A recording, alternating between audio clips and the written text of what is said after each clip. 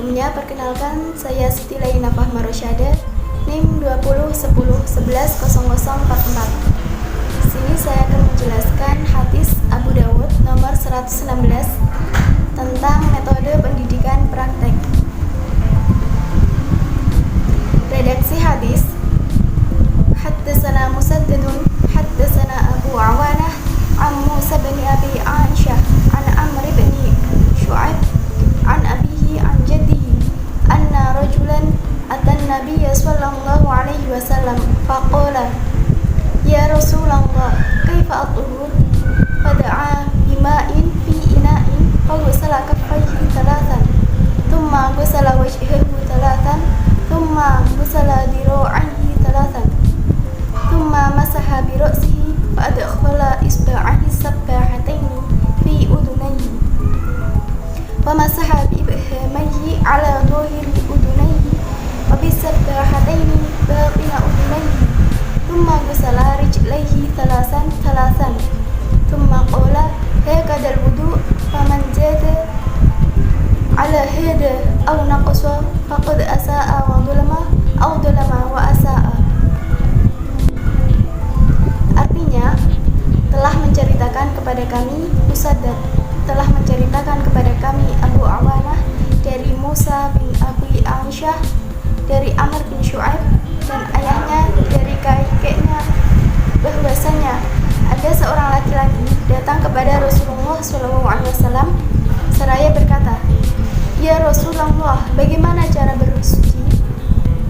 Maka beliau memerintahkan untuk didatangkan air di dalam bejana. Lalu beliau membasuh telapak tangannya 3 kali, kemudian membasuh wajahnya 3 kali, kemudian membasuh kedua lengannya 3 kali, kemudian mengusap kepalanya, lalu memasukkan kedua jari telunjuknya pada kedua telinganya, dan mengusap bagian luar kedua telinga dengan kedua ibu jari, dan bagian dalam kedua telinga dengan kedua jari telunjuknya. Kemudian membasuh kedua kakinya 3 kali. Kemudian beliau bersabda, beginilah cara berwudu. Barang siapa yang menambah atau mengurangi dari keterangan ini, maka dia telah berbuat kejelekan dan kedoliman, atau kedoliman dan kejelekan. Hadis riwayat Abu Dawud. Kritik sanad: Abdullah bin Amr bin Al-As bin Wa'il, Shu'aib bin Abdullah bin Amr bin Al-As, Amr bin Shu'aib bin Muhammad bin Abdullah bin Amr, Musa bin Aisyah, Waduh bin Abdullah Maula Yazid bin Atha, Musaddad bin Musrihat bin Musrihal bin Mustawrid. Setelah mengetahui dari berbagai pemaparan biografi perawinya, dapat disimpulkan bahwa hadis Abu Dawud nomor 116 tergolong hadis hasan sahih ila menurut Nasiruddin Al-Albani. Selanjutnya kajian linguistik. Yang pertama pada lafaz kaifa at-tuhur, atau lebih tepatnya pada lafaz kaifa yang termasuk ke dalam huruf atau kata istifham, yaitu menghendaki pengetahuan tentang sesuatu yang belum diketahui. Kata kaifa biasanya digunakan untuk menanyakan tentang keadaan. Yang kedua, tikrar, yaitu pengulangan sebuah kata atau kelompok kata yang sama persis. Dalam hadis tersebut terdapat tikrar yang bersambung, yang dihubungkan oleh huruf ataf berupa thumma, yakni lafaz ghusala dan salasan yang diulang beberapa kali.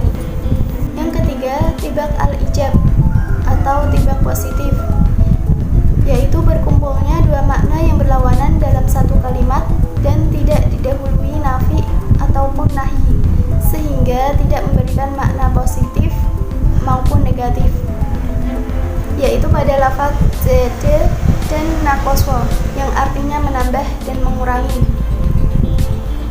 Selanjutnya lafaz asa'a wa dhulama wa asa'a merupakan taukid lafzi. Taukid merupakan gaya bahasa dalam menguatkan makna suatu kalimat, baik dengan pengulangan atau dengan menggunakan alat taukid. Sedangkan taukid lafzi merupakan taukid ayat yang memperkuat suatu kata dengan cara mengulang-ulang kata yang diperkuatnya. Kemudian kajian komprehensif. Berikut beberapa hadis yang hampir sama dengan hadis Abu Dawud nomor 116.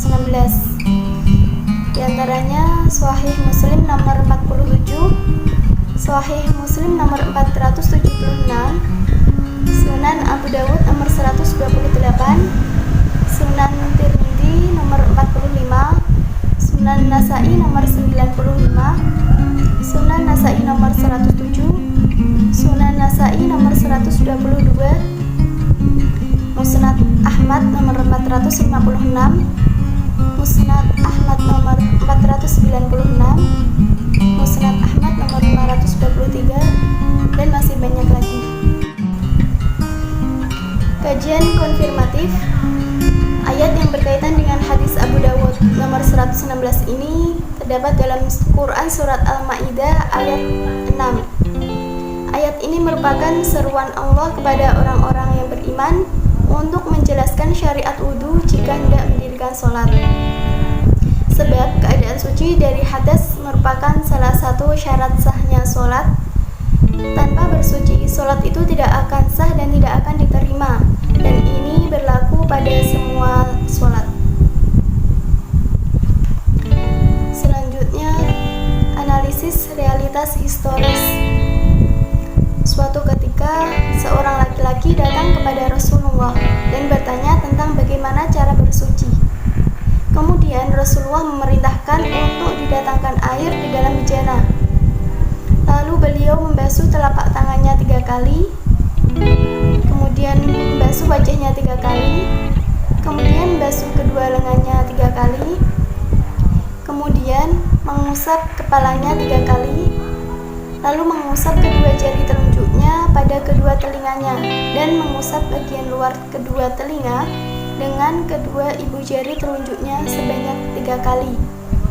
Setelah itu, membasuh kedua kakinya 3 kali. Kemudian Rasulullah bersabda, "Beginilah cara berwudu. Barang siapa yang menambah atau menguranginya, sungguh ia telah berbuat jelek atau dolim, atau berbuat dolim atau melakukan kejelekan." Lanjut, analisis generalisasi. Dalam hadis riwayat Abu Dawud nomor 116 mengandung makna bahwa Rasulullah SAW telah memperlihatkan kepada sahabat cara-cara melaksanakan wudhu serta urutannya. Cara tersebut diantaranya membasuh telapak tangannya 3 kali, kemudian membasuh wajahnya 3 kali, kemudian membasuh kedua lengannya 3 kali, kemudian mengusap kepalanya 3 kali, lalu mengusap kedua jari telunjuknya pada kedua telinganya, dan mengusap bagian luar kedua telinga dengan kedua ibu jari telunjuknya sebanyak 3 kali. Setelah itu, membasuh kedua kakinya 3 kali.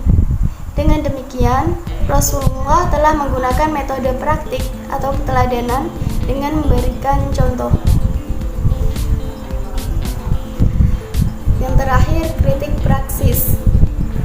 Hadis Abu Dawud nomor 116 ini menyebutkan urutan dalam berwudu.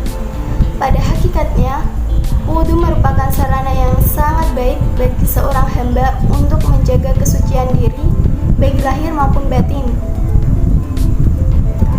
Dengan berwudu, selain bisa membersihkan diri kita dari kotoran, bakteri, dan kuman yang menyebabkan berbagai penyakit, juga bisa membersihkan diri kita dari kesalahan dan dosa.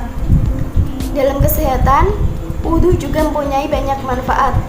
Di antaranya, dapat menghilangkan bau mulut, mencegah penyakit pilek, menjaga kesehatan gigi, pencegahan dini dari penyakit periodontitis, dapat mengurangi tekanan darah tinggi atau hipertensi dan pusing kepala, dan dapat menyegarkan kulit wajah, serta masih banyak lagi. Demikian presentasi dari saya. Apabila ada kekurangan maupun kesalahan dalam penyampaian, saya mohon maaf.